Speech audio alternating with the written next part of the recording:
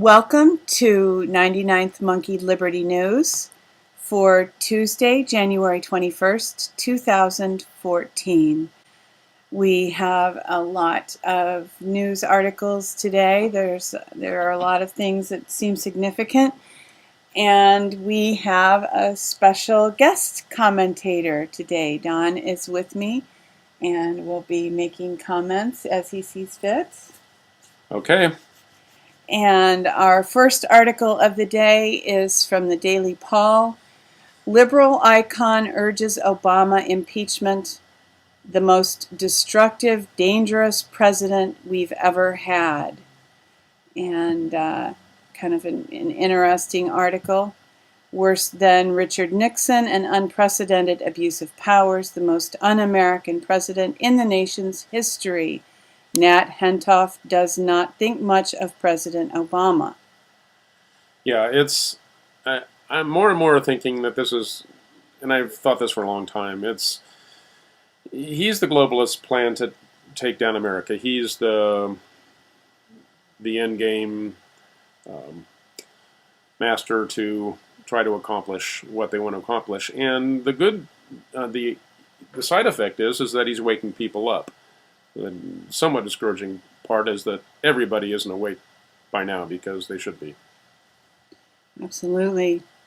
And here are a couple of articles just about retail. I think we all know that we've already lost industry in this country. We're losing agriculture, and we're also losing retail. And here's an image of a Kmart store being dismantled, and it really is a sad story that this country is really just, I mean, as a country we're being dismantled in a similar way to which that in the photo, the Kmart is being disassembled. Yeah, the larger things get, the less efficient they get, and it's all about consolidation so that things can be brought under the control of the people that now don't really want them to succeed. So that's what's going on. Once we're able to begin to rebuild, it'll look a lot different. It won't look like centralized. It won't look like big behemoths. It will look like grassroots farmers markets everywhere with all kinds of products. So that's the direction we need to go, but it hasn't quite turned towards that yet. And another article on the same topic, the retail death rattle. And there are some charts here that show the slowdown of retail, really quite significant. Well, yeah, nobody's got any money to spend. Yeah, that chart. Yeah, as Don said, nobody has money to spend, and it's really quite a significant shift. And there are just some other good bits of information here. And as Don said, this is also impacting real estate because the new building for retail the bottom is falling out. Yeah, economists for several years now have been projecting that there would be a bust in retail real estate the way that there was in housing, and it looks like that's starting to happen too. I mean, stores are not going to be able to survive if their overhead gets too high, and that's what's happening. And here is an article from the Biotech project on mind control in the 21st century, science fiction and beyond. And just a little more information here about mind control for those who are curious. My mind's under control. How about yours? The question is, whose control is your mind under? And if you're watching a lot of television and submitting yourself to the higher flicker rates of the newer kind of TVs, you may not have as much control over your mind as you think you do. Here are a couple of interesting articles about something that happened pertaining to Tony Blair. Tony Blair subjected to citizens' arrest at top London restaurant over war in Iraq. And this is from Legitimate Government. And there's an article from the Biotech project about Tony Blair. Iraq devastating dossier alleging British war crimes lodged with the International Criminal Court. So evidently this ball is being moved down the field. Yeah, hopefully we'll get some of these major arrests soon. I think that is in the cards, and there's been a lot of behind-the-scenes activity, and it looks like it's heating up. I have some environmental articles that I didn't open separate tabs. They're just on the networked blogs. And we'll just go through these real quickly. Chemtrails finally proven by Whistleblower.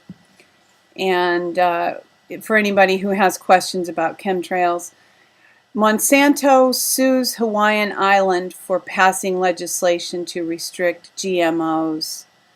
And there is a media blackout on smart meter dangers. So, well, Monsanto thinks that they control the legal game because they've got their man in the Supreme Court, their men.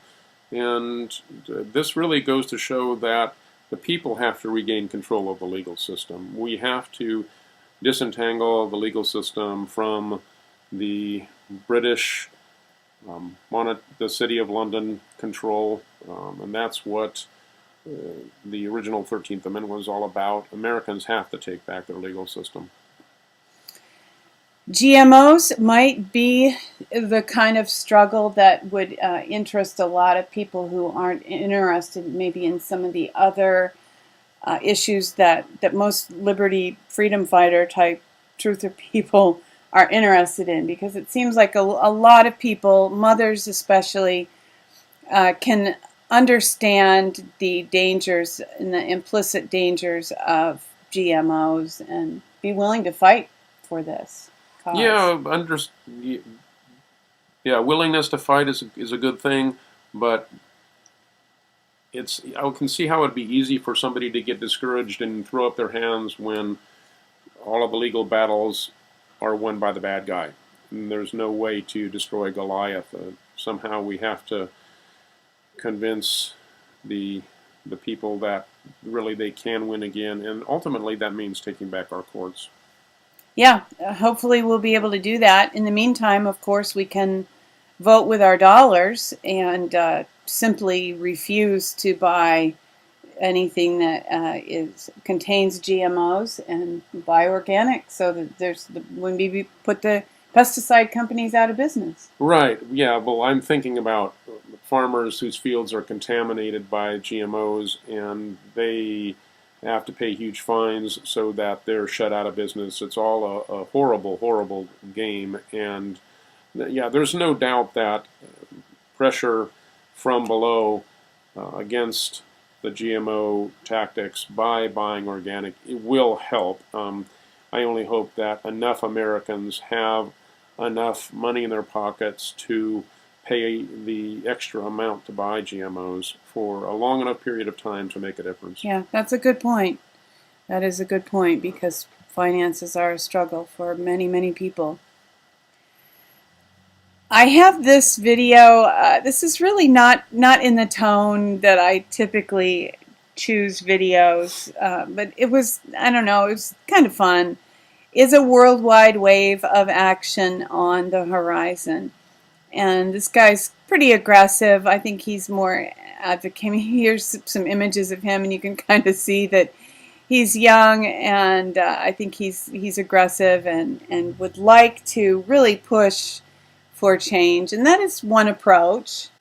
And kind of in the same tone of bringing about change is a Carl Boudreau video. Now, if people are offended by astrology, skip this part. Just as a reminder, though, the three wise men who came to find Jesus were most likely astrologers, and Daniel certainly learned astrology when he was in Babylon as a seer. So we don't want to completely rule this out, but if you do, as I said, just and we're not saying skip that over this has anything to do with worshiping the stars. It's just recognizing a very subtle environmental aspect that has to do with the electron sea that we're all swimming around in, and the waves that we're subjected to. And this guy does have a very creative and comprehensive way of looking at things, and helps us to understand the world that we're living in the subtle way that things are happening. So for anyone who's not offended by astrology, the Astrology of February 2014, fast forward.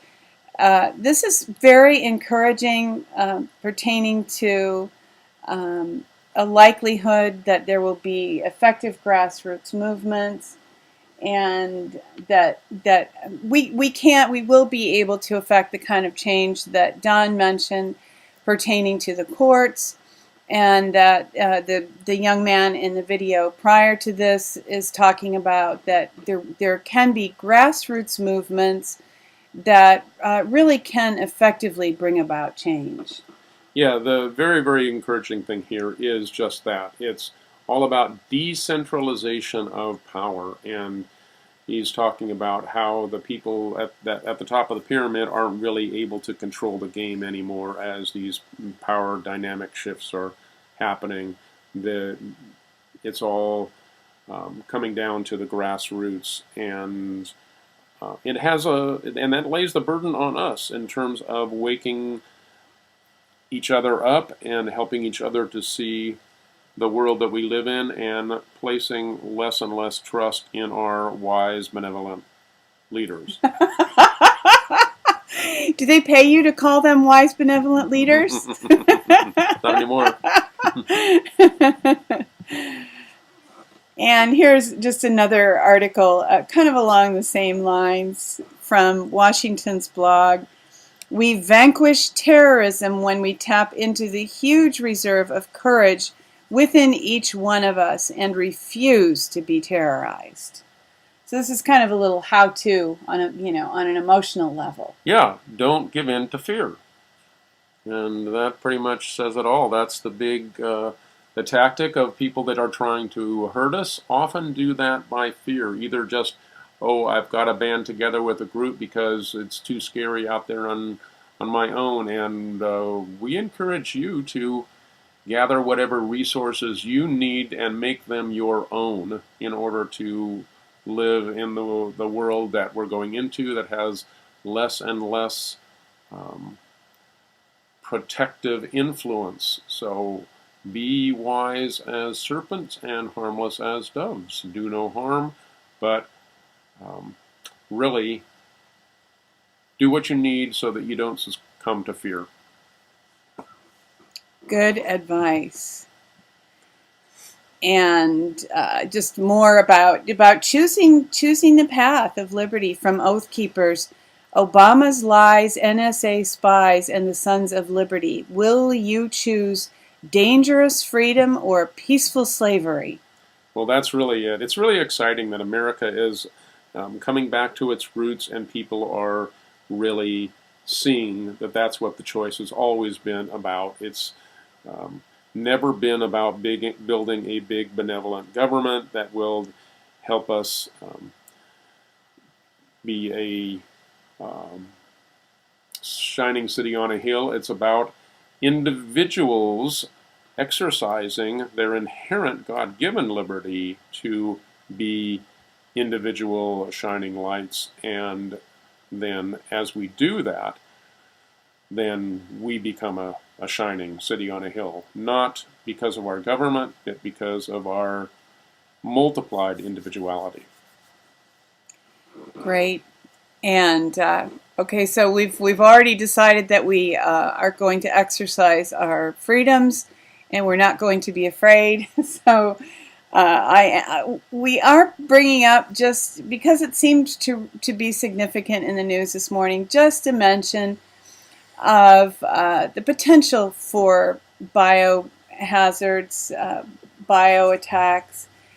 Alex Jones mentioned something this morning about FEMA camps, and Fritz Springmeier had written this article last night, Dangerous Super Plagues by Fritz Springmeier. And actually Fritz ends this article by encouraging people to not bury their heads in the sand, to be aware that this is something that could happen, and that the great danger is that we would ignore this potential and not be prepared. Yeah, to be forewarned is to be forearmed, and we need to recognize that there have been people that have been in control of the world system, or have been, in control. Not necessarily 100%, but history has been what they have been writing for hundreds of years, and as their system begins to fall apart, then what they have traditionally done is to kill off large portions of the populations, either through wars or through plagues that have been less than accidental, put it that way. This has historically been what they've done. So we need to be aware that there is a very high possibility that some biological weapons will be released, and we need to be prepared for that. The people in charge that want to get their control back can only do that if they do two things: increase fear and decrease the numbers of awake people. And this is a bioweapon plague is one of the prime ways in which they would try to do it. So be aware. I think to some extent that some of the toxins that have been released, supposedly accidentally, and the radioactivity and things of that nature, I think those are, to a certain extent, I think those are bioweapons, and they already have been released. Yeah, these are not people that have the best interests of the planet or humanity at heart, and there are, unfortunately, a lot of people in academia that side with them and say, well, the Earth is too overpopulated, but hey, no, it's not. I've been convinced of that for a long time. It's just very badly managed. And I love the way that Max Egan puts it in the Stop the New World Order with Global Noncompliance. So remember that. It's overpopulation is phony. That's just very badly managed, and there's all kinds of ways we can produce plenty of food, so not to worry. Love one another. Sure, absolutely. Well, I think it's the garbage warrior, if I'm remembering the name right. The people who build the houses out of garbage, they found ways to support a family of, I think, 4 on a quarter acre of ground. So it is entirely possible. Yeah, I've known about that stuff for a long, long time. Back in the 70s, there were, at the same time that the Club of Rome came out with their book on the, I forget the title of the book, but it had to do with computer models and how it went right in a line along with Paul Ehrlich and the Population Bomb, and then there was this other book that had to do with that. But at the same explosion of population being a major problem and environmental disasters, et cetera, all of their models don't pan out. They're all based on phony presuppositions. And at the same time, I discovered French biointensive gardening, which when you utilize resources in a very dense area wisely, you can produce a tremendous amount of food. So really, it's all about wise resource management, and of course, ultimately, the politics is of how to educate and distribute that knowledge and those resources is what's really the problem. And getting rid of the people that are surreptitiously creating the problem is a big part of it, and that's what's beginning to happen. So I'm excited that we're moving into a new era. Absolutely. So you don't need to die to save the Earth. You can Exactly. make sure you keep yourself alive.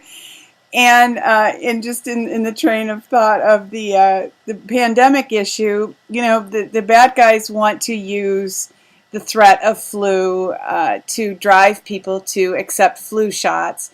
And that was actually one thing that occurred to me this morning as I was listening to Alex. Not that he would intentionally do that, but I think sometimes these articles about FEMA coffins and the threat of pandemics and so on and so forth, people who aren't very aware will think that their first thought will be, well, I guess I better get a flu shot.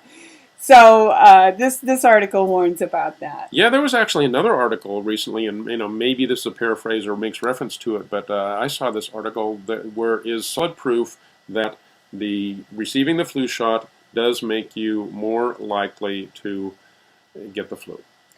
So with that in mind, we have a few suggestions for naturally protecting yourself from the flu. And we have a couple of suggestions, and this will be our good news with which we will end today. The first one is from Natural News, just a list of some of their articles pertaining to boosting your immunity.